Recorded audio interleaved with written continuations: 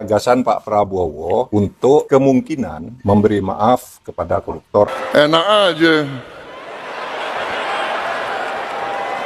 Yang kau curi kau kembalikan. Bukan saya maafkan koruptor, tidak. Hai para koruptor atau yang merasa pernah mencuri dari rakyat, kalau kau kembalikan yang kau curi, ya mungkin kita maafkan. Gagasan Pak Prabowo untuk kemungkinan memberi maaf kepada koruptor asal mengaku secara diam-diam dan mengembalikan kepada negara secara diam-diam. Itu kan salah. Ada yang mengatakan Prabowo mau maafkan koruptor. Bukan begitu. Kalau koruptornya sudah tobat, bagaimana tokoh-tokoh agama? Iya kan? Orang bertobat. Bertobat tapi kembalikan dong yang kau curi.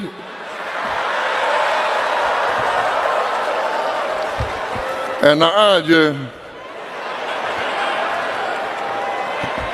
Udah nyolong, aku bertobat. Yang kau curi kau kembalikan. Bukan saya maafkan koruptor, tidak. Saya mau sadarkan mereka yang sudah terlanjur dulu berbuat dosa.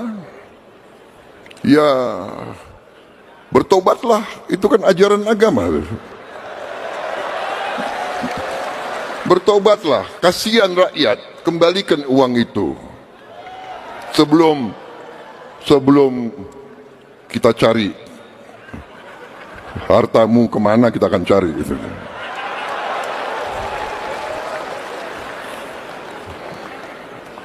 Saya sebagai anak bangsa Indonesia, saya yang disumpah di hadapan Yang Maha Kuasa, saya bertekad dengan seluruh kekuatan yang ada di jiwa dan raga saya akan berjuang menjaga segala kekayaan Indonesia.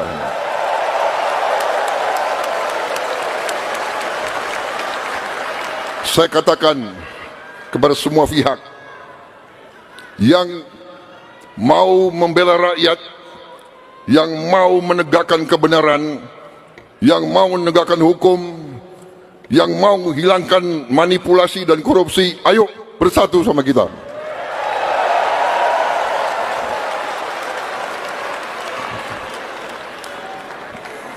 Rakyat menuntut pemerintahan yang bersih. Saya ulangi, rakyat menuntut pemerintah yang bersih.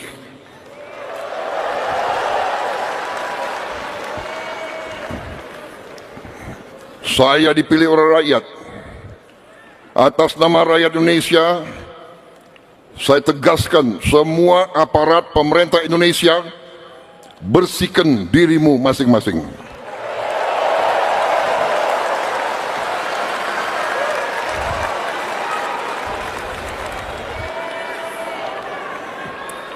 Ada yang mengatakan Prabowo mau maafkan koruptor.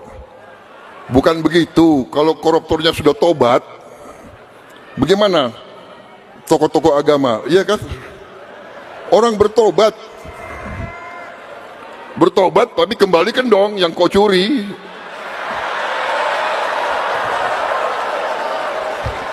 Enak aja. Udah nyolong, aku bertobat. Yang kau curi kau kembalikan. Bukan saya maafkan koruptor, tidak. Saya mau sadarkan mereka yang sudah terlanjur dulu berbuat dosa. Ya, bertobatlah, itu kan ajaran agama. Bertobatlah, kasihan rakyat, kembalikan uang itu. Sebelum kita cari hartamu kemana, kita akan cari itu.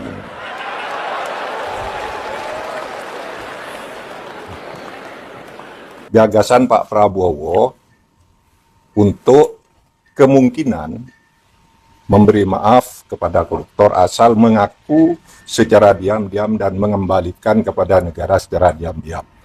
Itu kan salah. Undang-undang korupsi tidak membenarkan itu, hukum pidana tidak membenarkan itu. Lalu menterinya mencari dalil pembenar, itu kan ada di undang-undang kejaksaan, denda damai.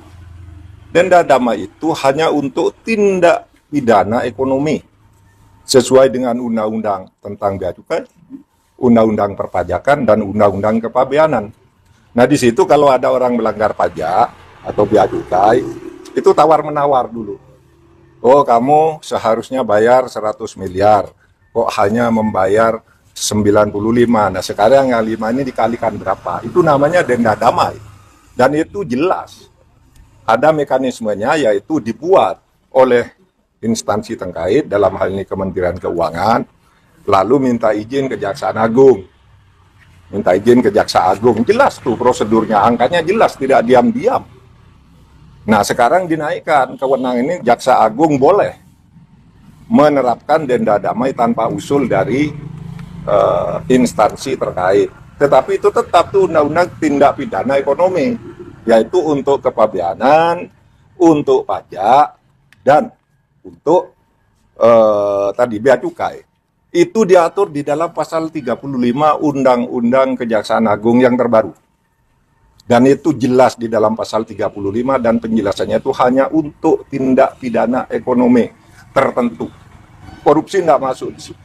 Oleh sebab itu, menyongsong tahun baru nih, mari ke depannya jangan suka cari-cari pasal untuk pembenaran, itu bahaya. Nanti setiap ucapan presiden ditarikan dalil untuk membenarkan, itu tidak bagus cara kita bernegara. Prof, ketentuan hukum seperti apa yang akan timbul ketika denda damai ini dipaksa diterapkan?